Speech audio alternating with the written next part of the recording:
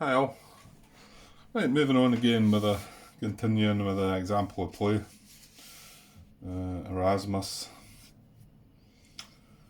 Okay, we left things, that was us done with all our activations for the card. So just going over to the example here. Just a wee bit done here, but not got an awful lot of time, but I'll just make a pause when I need to. Okay, so let's review. It's turn 2 and Erasmus is playing the Japanese. Erasmus goes first and its first card play is number 47, VADM Kondo, which is what we've done. The offensive breaks down like this. So we've got Force A, which is the 1st Air Division, and the 3rd Air Division attacks Manila. C. Nachi attacks Batavia. That's the one that pins the unit. And then, well, hang on, just quick look at that, I suppose. So that's the 2 air units attacking Manila, isn't it? Yeah, these 2 air units attacking Manila, and there's Nachi attacking Batavia, just to pin the US Navy unit there. So that's Force A.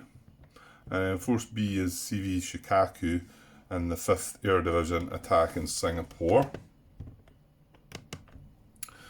which is here. We've got Shikaku and the 5th Air Division well, not that one, this one, attacking Singapore, and these are both at range, of course, and that's fine. And then that's Force B. So, and then Force C is CV Soryu, and the reduced 18th Army attacks Tarakan, and then the reduced 19th Army and CVL Zweho attacks Balikpapan. And that's the situation here, and they're attacking both these resource hexes, and it costs us 2 amphibious shipping points to have the ground units make that move. So 9, sorry for jumping about there, but so 9 activations, 2 ASP used, and 5 battle hexes created. Yeah. This represents the first 3 steps of the offensive sequence from the main rulebook. So there you go, and I guess if we look, now, like I say, I think it's breaking it down. I see maybe keep going over that, but don't know. About the fact that it was moving units, then going back and adjusting, making activations. So it's the first three steps of the offensive sequence from the main rulebook. So you've got the offensive player activates, this is step 1, offensive player activates supplied units within activation range of an eligible HQ. Any offensive bonuses from the EC card that apply prior to movement are implemented, including receiving any reinforcements. Then step 2, the offensive player moves the activated units, and then step 3, the offensive player declares battle hexes. So that's the stage we're at just now. So you see, it is kind of following the rules. It's just showing it in a different way on the thing. So it is kind of like saying that we would activate all the units, then we would move the units, and then we've declared a battle hexes. So I think now it would be time to be checking for any reactions. Now we've looked for the possibility of reactions happening, but we're now at the step in the offensive sequence. In fact, I should have kept that open. So that's what it's just talking about next, isn't it? So now step through the rest of the offensive sequence. For the sake of this example, we'll skip using the Allied reaction chart and say that the Allies encounter terrible bad luck and fail the intel check, as well as roll a 0 for all combat rolls. Okay, fair enough. So the Japanese, by contrast, it continues, rolls a 1x result on all combat results for ground or air, air/naval. So it's rolling a 1 times result. So whatever it was bringing to the battle, it's bang on that number. You know, remember the first one was bringing 40 combat strength. So the battles are resolved, and all the Allied units and all battle hexes are eliminated, with the exception of the ground units in Manila and Singapore. And there is no damage to the Japanese units. We get to step 13 of the offensive sequence, and it is time for post-battle movement. Consult the post-battle movement sheet and follow through the flowcharts matrix. Okay, so just to summarise, so we had 40 strength attacking in here. And remember, we only needed 10, but we wanted to make sure that if we'd rolled the dice and got a poor result, we were still going to take that unit out. So 40 strength against this 10 hits this. Yeah, no, it's not a... Well, actually, it is a surprise attack, isn't it? Did that not come into it? You know what, it doesn't mention anything about surprise attacks, so we'll not go into that yet, but I'm just thinking... If they didn't roll the dice and get a reaction, I think it's still classed as a... Hang on. A surprise attack. And surprise attacks only matter to air-naval combat results. You get a +3 for surprise attack on the dice roll. However, we have decided that... Oh no, but... The surprise attack not mean that we get to deal damage before they even get to try and deal it back. I may be wrong, hang on. Yeah, it took me a wee bit to find that. So I'm in 9.2 Air Naval Combat Procedure. And part D is if the intelligence condition was surprise attack. Which that card didn't say surprise attack on it, but if it doesn't say it on it, it automatically is a surprise attack. I think if it has the word surprise attack on it, you can only cancel that with a card rather than a dice roll. But it doesn't have it on it, so the Allies could indeed have rolled to change that intelligence condition to intercept, which would prevent this from happening. So it says if the intelligence condition was surprise attack, the offensive player applies all its hits first, and then the surviving reaction player units in the battle hex then calculate their combat strength, make a die roll and the CRT, and apply any hits to offensive players' units. So yeah, so that's what I mean by... I mean, it's not that this unit was going to hit anyway, but it was just to kind of, I don't know, just for my own sake.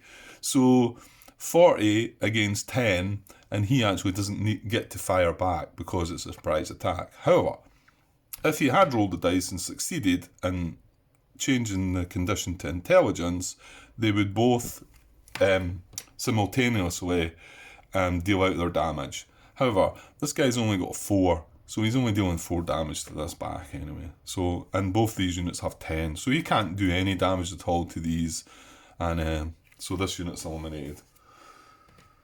So that was the first battle, and then we had Singapore, and yet again we've got 22 this time attacking. Now remember, it's just the air unit because this is an air naval combat. So this time, no, it's more than 22. Yeah, I forgot the Shikaku's here as well. So it is 36. So again, what they would be attacking back with 6. So even if it wasn't a surprise attack, their 6 attacking back wouldn't hit anything anyway, because the Shikaku's got a defense of 12 and the air unit's got a defense of 10. So we need 18 points to hit that, and we're bringing along 34, and I say 18 because 9 will reduce it to its other side, and then 9 more will hit it. And because there's no other air naval units involved there, we can deal both steps to that. Now, if there was other units involved, we would have to reduce everything to a single step before we could then eliminate something. So, and that was the whole point of. Well, actually, it wasn't for that initial battle, was it? It was for the battle in Manila. The reason that we tied this unit down. So, and then while we're on the subject, this naval combat is 10 against 4, and he's going to deal back 2. But again, with the dice rolls, it's still a surprise attack, so he doesn't actually get to deal anything back. But however, he wouldn't damage that even if he had the chance. So we hit this for 4. And then we've got another 6 points still to deal, so we can hit it for another 4. And again, there's no other unit in the combat, so it's not that we need to spread the damage out. So that's that unit eliminated. And then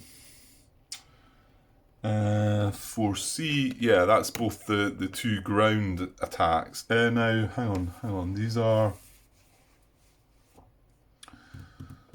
Yeah, this is a ground attack, because these units don't actually do anything in the combat. Hopefully I've got this right. But they were brought along to escort these units. So they don't actually get to do anything. And in fact, air naval units cannot remove the last step. Is that right? From a hex, it has to be a ground unit. I think that's right as well. So this is ground combat this time. So the surprise attack bit doesn't come into it. So it doesn't matter about the die roll or that. They would get to fight back. But as you can see, we're attacking them for 9. They're attacking us back for 1 against our 12. So the 9 is enough to eliminate that. So this guy stays in here. And in actual fact, I should be putting it... I know this kind of maybe messes things up a bit, but I don't know, I like to keep things so that I know where I'm at. Well, actually, we're not controlling the other hexes anyway, are we?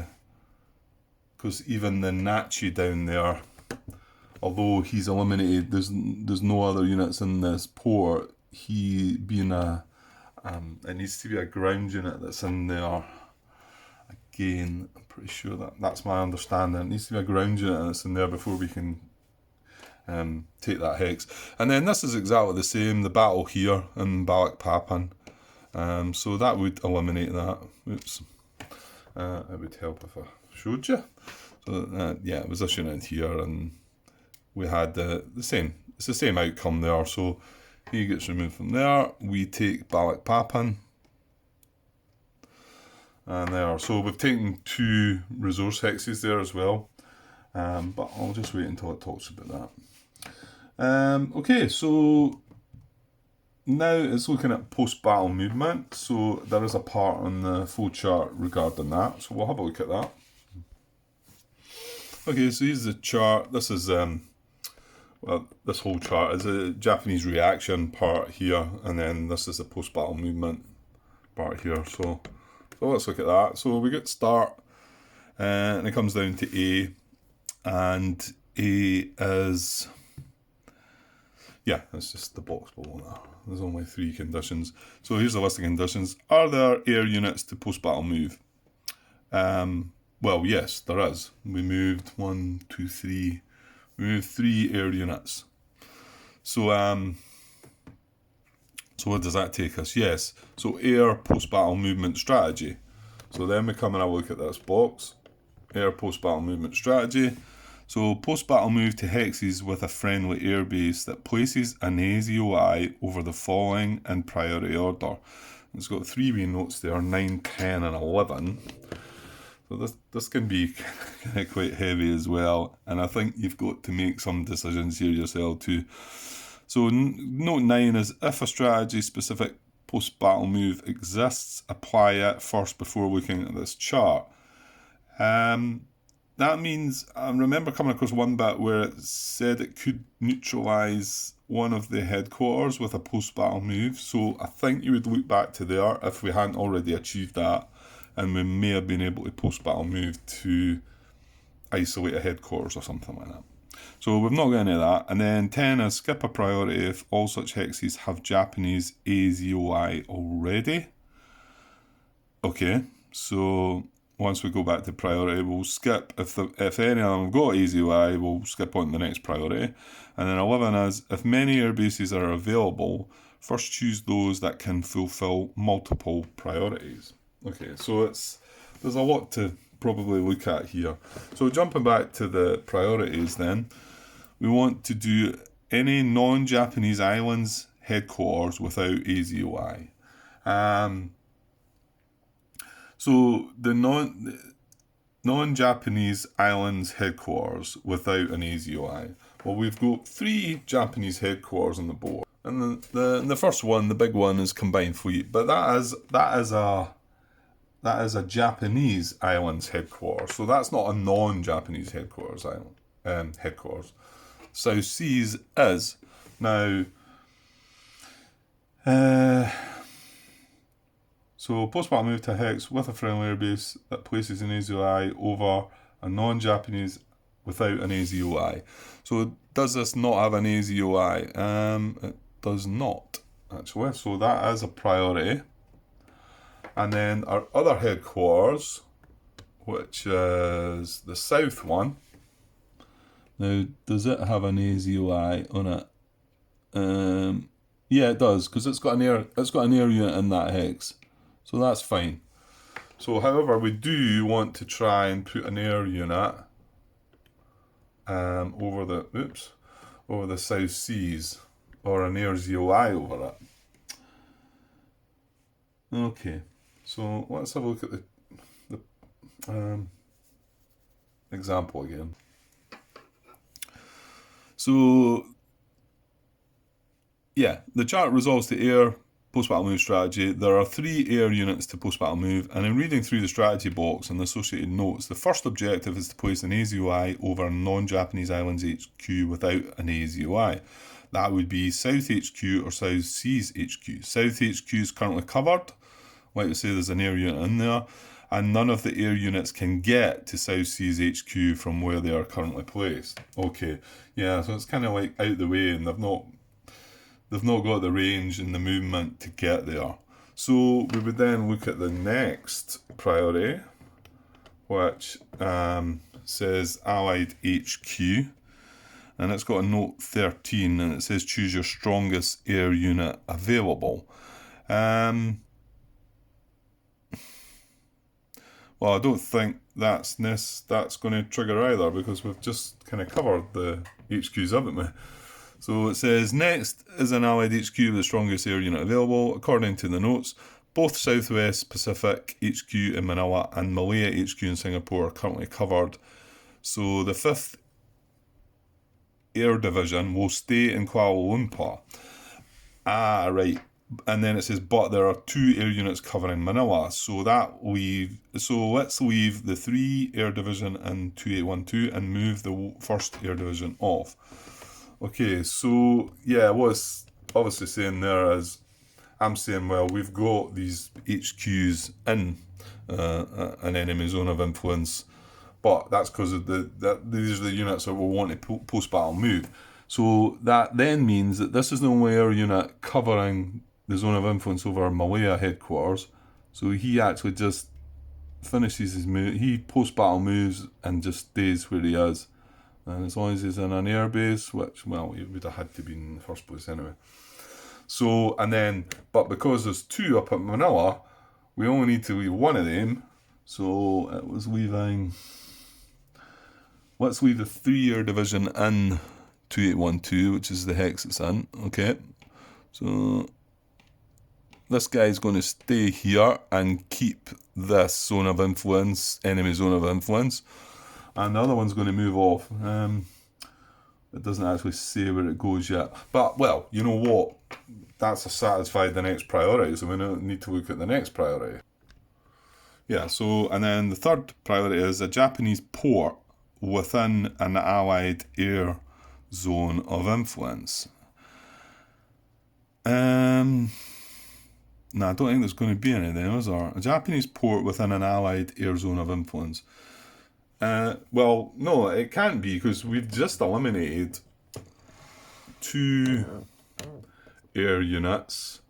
This is an air unit. It's not got a Japanese port. We do have this air unit, but it's not bothering a Japanese port. And I think the only other one is way up here. And again, it's not bothering a Japanese port. So we're moving on again. So next one is a Japanese air base. Oh, so Japanese port within an Allied zone of influence. A Japanese air base within an Allied zone of influence. Again, there's not going to be any. So if we controlled a hex that had an air base in it, and there was an Allied air zone of influence, we would go and cancel that out, basically, you know. So stepping on to 5 rather than going up to look again. Japanese ground units with Allied zone of influence. Now, I think there is something there. Japanese ground units that have got an Allied air zone of influence over them. Right, let's have a look. Well, there's none. Hang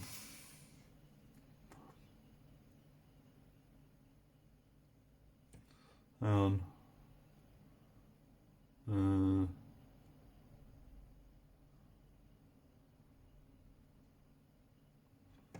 I was going to say, well, I suppose this is exerting a zone of influence over this, but this also cancels this out.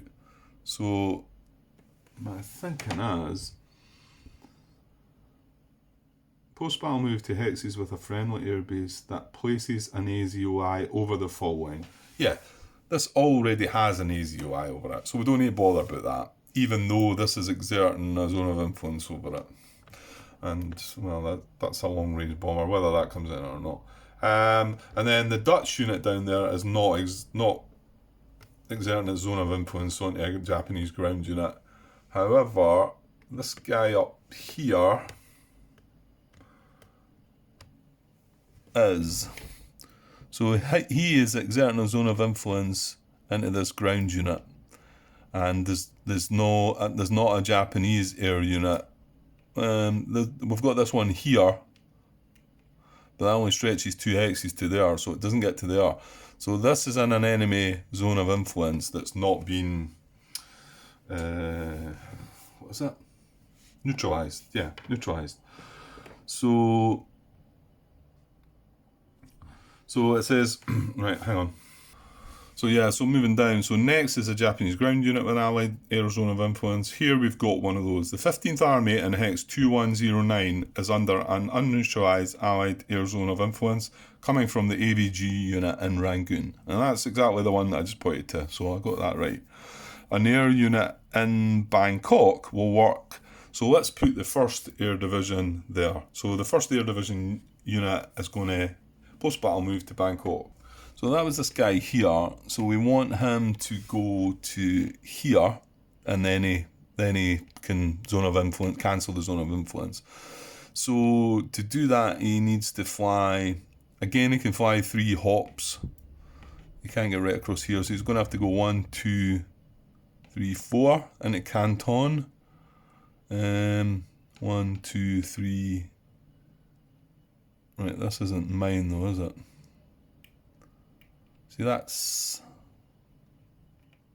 I mean, we must control this, Or do I need to bother going... No, I don't think I do. I'm not sure we do control this. We've not got an air unit in here, though. An HQ must control a hex. But these are 2 naval units. Yeah, maybe I need to brush up on their rules as well to make sure that I'm going. That's why I like to put the wee flag markers on, just to make sure. I mean, on saying that, I've got a unit here and no little flag marker on it. So why has that came about? I don't know. That one has one, doesn't it? Yeah. I think that should have been in Japanese control. Must have just missed that one, I think. And, well,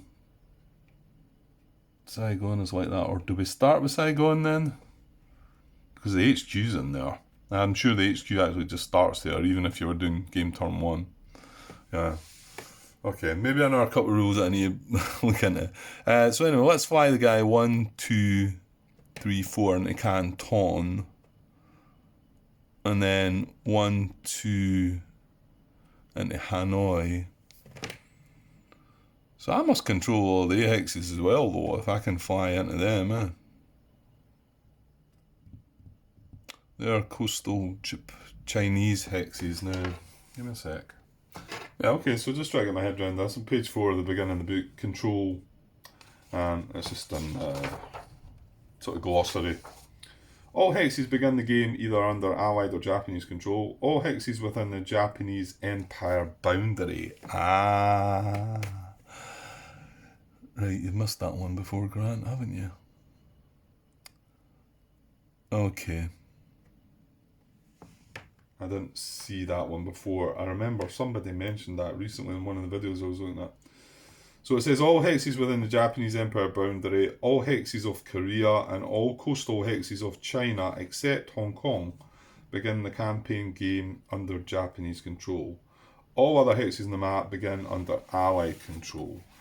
So, and this boundary is this dotted line, I think, isn't it? So anything within that, although not Hong Kong, and you see it's got a wee dotted line round about it as well, but we've took Hong Kong now, or should I say the Japanese have took Hong Kong. So this boundary goes down here, meaning that we do indeed control these two hexes. And well, that's right on the line of that, so I'm not sure. But you know what? We've got a unit in there as well, and the dotted line looks like it comes up here, and then goes in the gate. I don't know. And then yeah, it goes along here and down. So in actual fact, it looks like. Oh no, I'm looking at the. Guam here. Guam is actually outside their boundary, I think, but they've got an infantry unit in there, a ground unit, sorry, in Guam, so that's good. But for instance, yeah, you could say, well, what about South Seas? There's a way out here in Truck. It says, how's that under control? But that's in the boundary as well. And in actual fact, so is this, which is, Kwajalein. That's probably horribly wrong. So I'd put a mark on that, but I don't need to put a mark on that because they're actually starting like that. So I'll put that one away. Okay, so that gives us our move okay then, without worrying about other things. So I do indeed can go 1, 2, 3, 4 into Canton, and then I could fly 1, 2 into Hanoi. And then for the third leg, hop, if you like, 1, 2, 3 into... Oh, no, sorry. 1, 2, 3 into Bangkok. Yeah. So that's where that first Air Division unit is going to post-battle move to. And then with that, it then means that this ground unit has an air zone of influence from a friendly unit, cancelling out the enemy's zone of influence. Okay, good. So, yeah, that's all the air units post-battle move, but you'll see we've got 4 naval units to move. And what I should do with these guys is, you don't post-battle move ground units. So he's finished in that hex, and so is this guy. So all good there. Right, and then moving back to the chart. So, yeah, so we've done our air PBM strategy. So now it goes back to the start, and we'll come down, and are there air units to post-battle move? No, we've done that. So we'll go down to B. Are there naval units to post-battle move? Yes, so we naval post-battle move strategy, which is this box here. So it says post-battle move naval units to hexes with a friendly port and priority order. South Seas HQ if it contains no naval units and is within range. And then a port that contains only ground units. And then priority 3 is the nearest port. Okay. Well, South Seas HQ does have a naval unit in its hex, so we don't need to be concerning ourselves with the first priority. So second priority is a port that contains only ground units. And then third priority is nearest port. Okay, let's look at the example. Okay, so it says there are 4, and yeah, this is us moved on to naval PBM strategy. There are 4 naval units to post-battle move: CV Shikaku, Soryu, Zueho, and Nachi. And reading through a naval post-battle move strategy, South Seas HQ already has a naval unit with it in truck. Next, there are 2 ports that contain only ground units in range, which is Miri and Hong Kong. So I think this is a time where you've got to then make a decision for yourself. But following the example, it says CV Shikaku to Hong Kong, CA Nachi to Miri, and then CV Soryu and CVL Zueho are good where they are as they fit the last criteria, which must be nearest port. So let's look at Shikaku going to Hong Kong and Nachi going to Miri. So yeah, so we would be wanting to post-battle move this, and the priority was to a port that contains only ground units.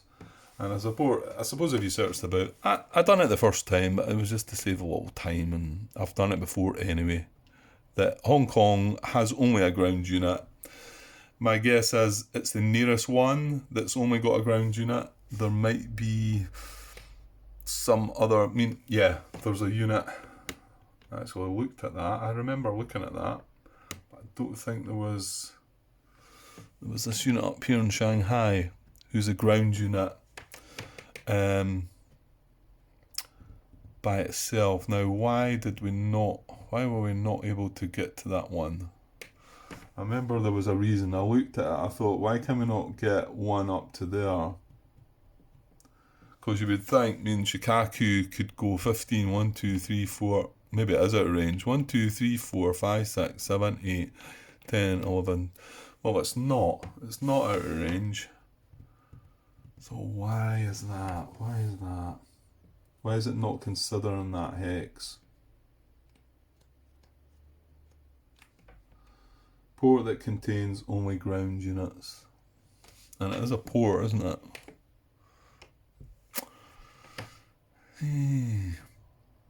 I'm sure I looked at that before and found the answer, but I can't remember what it was that I came to be honest. Okay. Well, I don't know, maybe somebody can tell me why that's not considered then. So Shikaku's going to Hong Kong, and there we go, and that's him, done his post-battle move, and he's all good. And then Nachi was wanting to go to Miri. Now where the heck's Miri?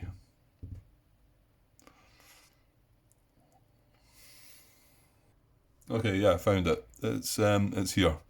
So Nachi, again, Shikaku was probably closer to that one, but would Nachi have been able to reach Hong Kong? Yeah, probably.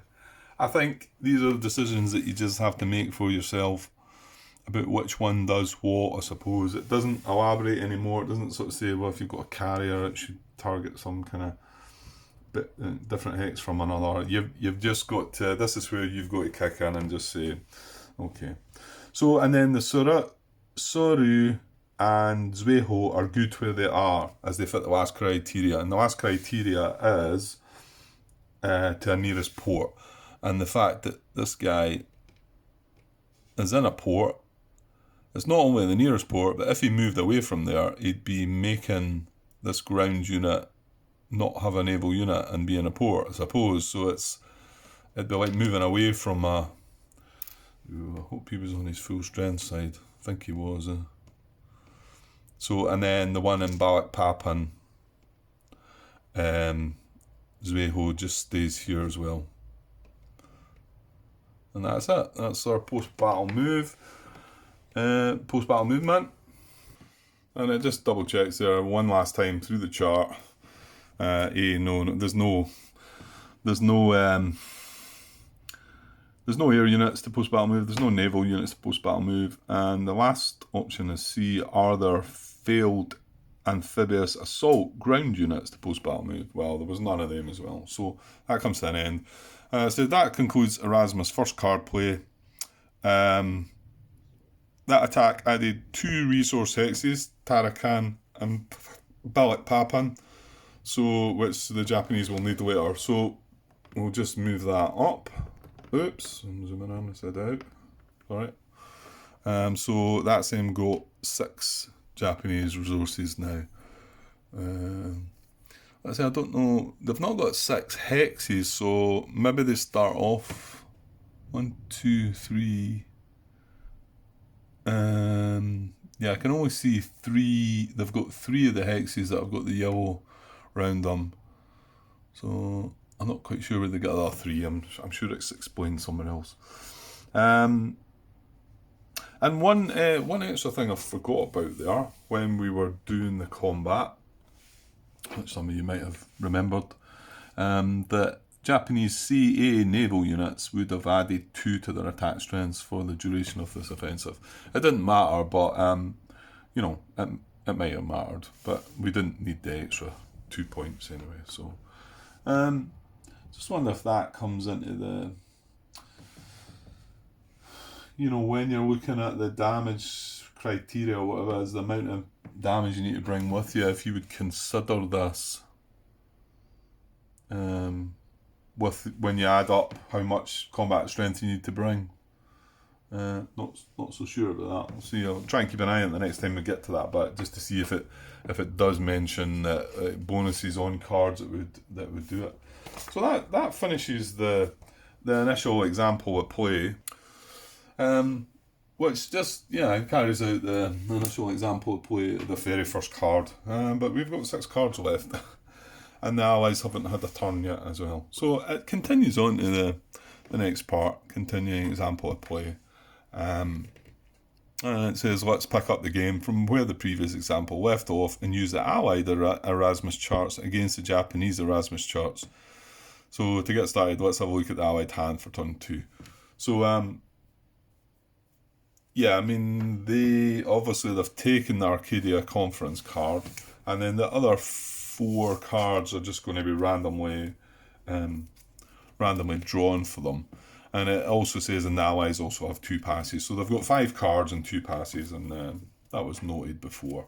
But I'll probably just cut this just now. It's maybe not. Yeah, I can just chuck that up as a part anyway, rather than go on with this bit.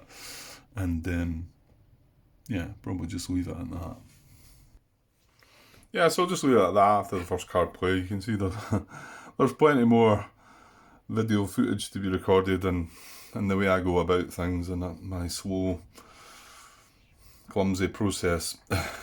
But I think this is quite helpful to not only understand some of the rules. I mean, yeah, I dare say you do need to brush up on the rules before you actually start with this, and I think it's intended that you've done that already. But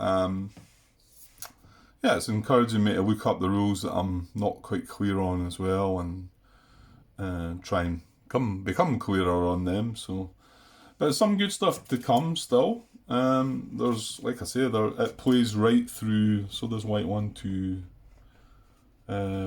3, 4. There's 4 more pages of card play. And it plays right through the Japanese hand. It plays right through the turn. And then, like I say, it then leaves you with a place where you could then go into the next turn, and which I think I'd be quite keen on doing. Either that or I start again and try and do it by myself and draw random cards and see how we get on. Okay, but yeah, I'll leave this for now anyway, and I'll get back soon. Okay, cheers.